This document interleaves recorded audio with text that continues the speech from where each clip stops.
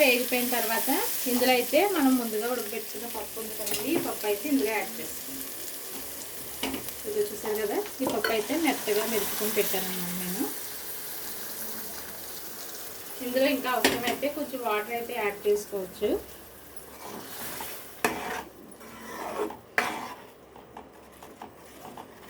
ఈ విధంగా కలుపుకున్న తర్వాత ఇందులో సరిపడినంత కారం, ఉప్పు అయితే వేసుకోవాలన్నమాట.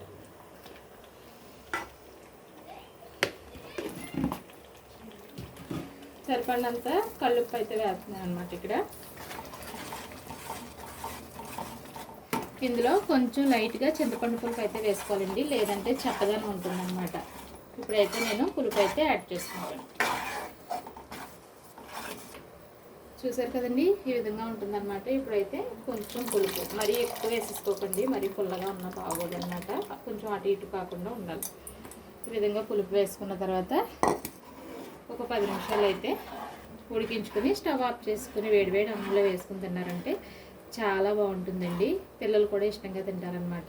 డైరెక్ట్గా పప్పులో వేసి ఉడకబెడితే కొంచెం పసర వాసన వచ్చినట్టుండి పిల్లలు తినడానికి అయితే ఇష్టపడండి. ఈ విధంగా వండితే పిల్లలు కూడా తినేస్తారనమాట. మునగాకు వల్ల చాలా హెల్త్ బెనిఫిట్స్ ఉన్నాయి కాబట్టి ఇలా ట్రై చేసి పిల్లలు పెట్టడానికి ట్రై చేయండి. Thank you.